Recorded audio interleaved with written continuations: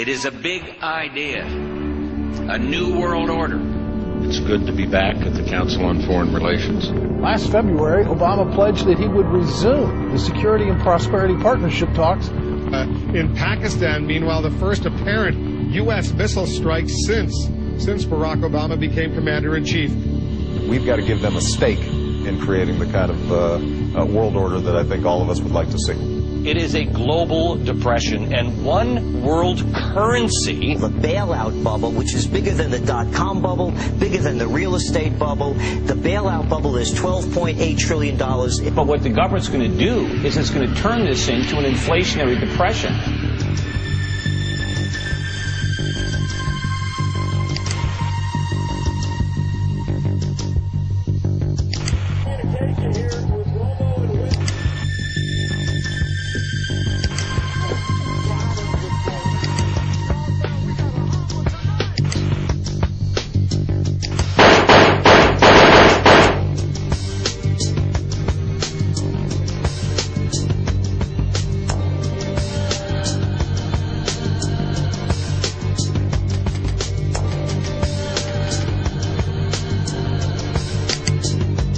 Welcome to Freedom Watch, Alex. What are you talking about today?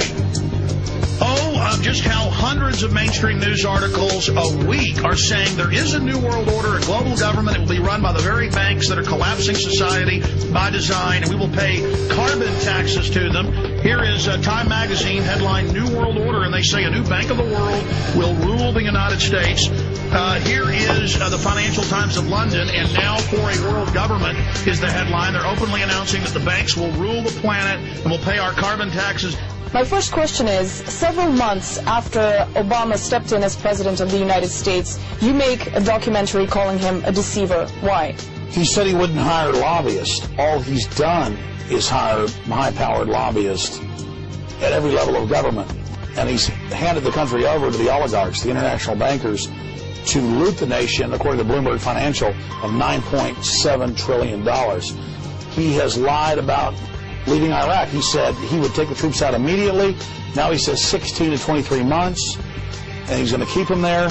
He's increased the troops by 30,000, doubling them in Afghanistan. He's bombing Pakistan. The fact is, and I might get booed for this, the fact is that on the ground, Obama is continuing some of the most belligerent, violent, and some would say unconstitutional policies of the Bush administration. Bagram is his Guantanamo. They're spending $60 million to expand the Bagram being in Afghanistan, the air base. Right. They're holding people without charge in contravention of international law. Bombings in Pakistan with these drones are indiscriminately killing civilians. Civilians are dying in Afghanistan on a regular basis, and the guy's using 250,000 contractors in Iraq and Afghanistan right now. Sounds to me a lot like Bush. Yeah. So we will incarcerate people preventively. Preventive incarceration. Indefinite detention without trial. That's what this is. That's what President Obama proposed today, if you strip away the euphemisms. One civil liberties advocate told the New York Times today, quote, "We've known this was on the horizon for many years, but we were able to hold it off with George Bush." The idea that we might find ourselves fighting with the Obama administration over these powers is really stunning. And it is stunning, particularly to hear President Obama claim the power to keep people in prison indefinitely with no charges against them, no conviction, no sentence, just imprisonment. It's a good thing I'm not the president. I'm an independent, because I would prosecute the people who did it, I would prosecute the people who ordered it, and they would all go to jail. My government's never lied to me, have they? Let's see, where should we start? The Gulf of Tonkin incident? Now that took us into war in Vietnam. They've now admitted it was a lie. So 58,000 of my generation were killed based upon a lie. But that doesn't count, does it? What does that have to do with 9/11? That shows that we will lie to go to war. We've been doing it for years. We will continue to do it. The Gulf of Tonkin incident, did you believe that? Well, you probably weren't alive then. America went to war against Iraq based on a lie. We were told in 2002 Iraq had weapons of mass destruction. The previous administration even pursued torture to try to extract false confessions to try to justify the war. It's time to tell the truth. The truth is we should not have prosecuted a war against the Iraqi people. The truth is the Democratic Senate could have stopped the Iraq war in 2002. The truth is we Democrats were given control of Congress in 2006 to end the war. Get out of Iraq. Get out of Afghanistan. Come home, America. Come home. Federal Reserve is no more federal than Federal Express.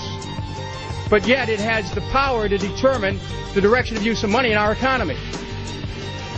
If we could take that power back and put the Federal Reserve under Treasury, we start to be in a position of being able to control monetary policy on behalf of the United States people.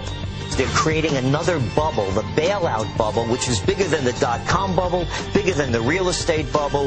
The bailout bubble is $12.8 trillion in the pipeline. The government is now being involved in businesses. It's a whole different game. There's nothing to inflate. So we're going to see the tax riots. We predicted them. So what's happening is the Federal Reserve, and by the way, the Federal Reserve is no more federal than Federal Express. It's a private company. What they're doing is these are the people that caused the problem are now being asked to fix it. It's an illusion. We should not be increasing government spending. Government should be cutting its spending. If we can cut spending enough, then maybe we can cut taxes. But if we just cut taxes and the government keeps spending, the real cost of government isn't what it taxes, but what it spends.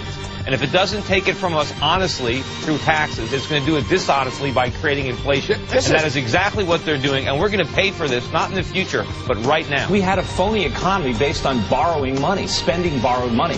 We need to base our economy on saving money, on producing things. And so the credit crunch, this is not the problem. Credit needs to be allocated away from consumers. We need to stop borrowing money and buying stuff and concentrate on saving our money so we can make stuff.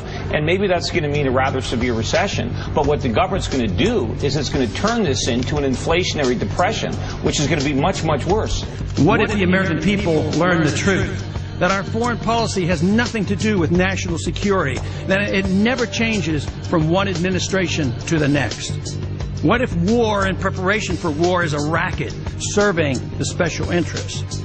What if President Obama is completely wrong about Afghanistan and it turns out worse than Iraq and Vietnam put together? What if diplomacy is found to be superior to bombs and bribes in protecting America? What happens if my concerns are completely unfounded? Nothing. But what happens if my concerns are justified and ignored? Nothing good. And I yield back the balance of my time. You're sponsoring H.R. 1207. That's the Federal Reserve Transparency Act of 2009. There are over 200 co-sponsors, including over 50 Democrats. What is this legislation? What are you looking to do? Well, actually, we're doing a little bit better. It's up to 234 and 65 Democrats, so we're doing very well. What it does, it means that we can audit the Fed and find out all the promises they've made, all the guarantees, and how they've been involved in other central banks and other governments and international financial institutions. So we would find out what's going on. And even Obama talks, and he used the word more transparency. But they're doing exactly the opposite. I don't believe they'll give us real transparency. At the same time, they're giving the agency of government, pseudo-agency, the Federal Reserve, more power. And they're the culprit.